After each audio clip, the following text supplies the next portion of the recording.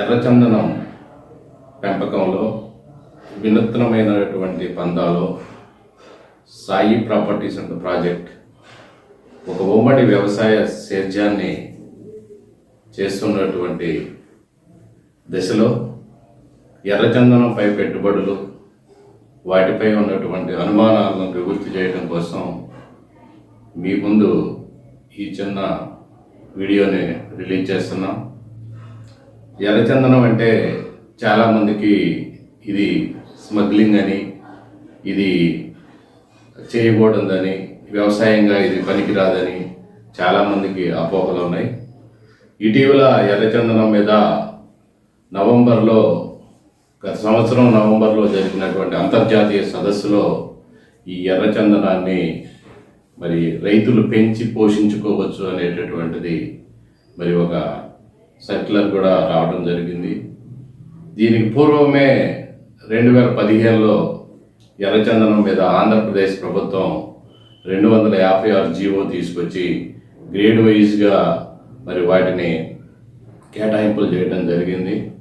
కాబట్టి ఆ దరిమిల 2017లోనే ఈ సాయి ప్రాపర్టీస్ ప్రాజెక్టు ఉమ్మడి వ్యవసాయ సేద్యానికి శ్రీకారం చుట్టింది. దీని యొక్క ఔన్నత్యం ఏమిటి, దీని మీద పెట్టుబడులు పెడితే వచ్చే లాభాలు ఎలా ఉంటాయి, అసలు ఈ పంటకి మరి క్రైటీరియా ఏంటి, దీని మీద ఉన్నటువంటి అపోహలన్నిటినీ తొలగించాలి.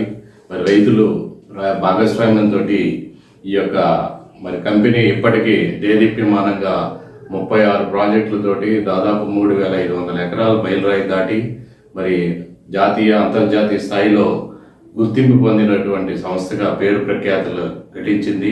ఈ వినూత్నమైనటువంటి పందాలో వచ్చినటువంటి ఈ యొక్క ఉమ్మడి వ్యవసాయ సేద్యం ఇటీవల మరి ప్రోబ్స్ పత్రికలో కూడా మ్యాగజైన్లో ఏప్రిల్ పత్రికలో మరి 57వ పేజీలో ఈ యొక్క ఆర్టికల్ రాయటం జరిగింది.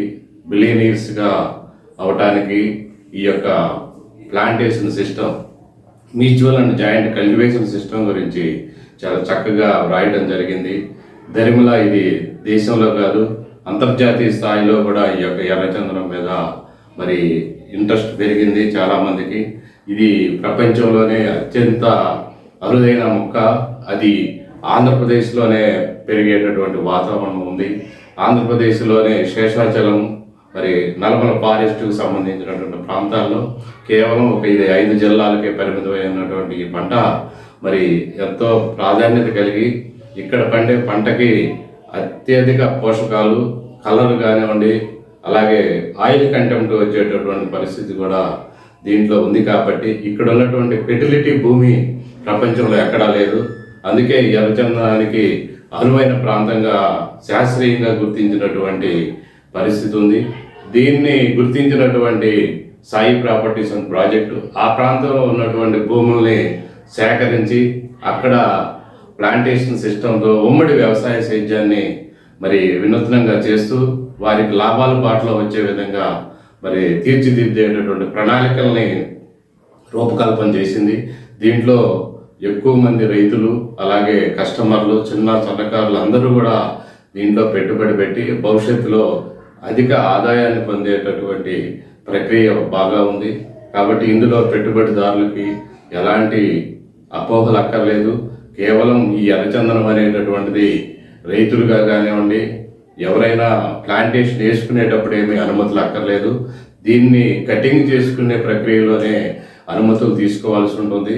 కాబట్టి ఈ అనుమతుల ప్రక్రియ, దీనికి సంబంధించినటువంటి ప్రతి అంశాన్ని కంపెనీ తీసుకుంటుంది. కాబట్టి బాధ్యత దానికి గాను 60% కస్టమర్లకి, 40% కంపెనీకి ఇచ్చే విధంగా ఇది డిజైన్ చేయబడింది. కాబట్టి ఈ ఉన్నతమైనటువంటి పందాలో మరి పెట్టుబడులకి పెట్టుకున్నట్టయితే ప్రతి ఒక్కరికి రాబోయే రోజుల్లో కాసులు వర్షం కురిపించేటటువంటి కల్పతరువైనటువంటి ఎర్రచందనం చెట్టు మరి దీన్ని పెంచుకోవడానికి, దీన్ని అమ్ముకోవడానికి ఇటీవల రైతులకి పర్మిషన్లు కూడా వచ్చాయి. ఎవరైనా దీన్ని పెంచుకోవచ్చు, ఎవరైనా దీని మీద పెట్టుబడులు పెట్టుకోవచ్చు అనేటటువంటిది అంతర్జాతీయ సదస్సులో సడలింపులు ఇవ్వడం జరిగింది. దరిమిల కేంద్ర మంత్రి మరి గతంలో భూపేంద్ర యాదవ్ ఈ యొక్క కార్యక్రమంలో వెల్లడించడం జరిగింది. ఇటీవల న్యూస్లో కానివ్వండి, పత్రికల్లో కానీ ప్రముఖంగా రావడం జరిగింది. కాబట్టి ఎర్రచందనం మీద ఎవరికైనా అపోహలు ఉంటే వాటన్నిటిని నివృత్తి చేసుకోవడానికి మంచి మరి సబ్జెక్ట్ ఉంది.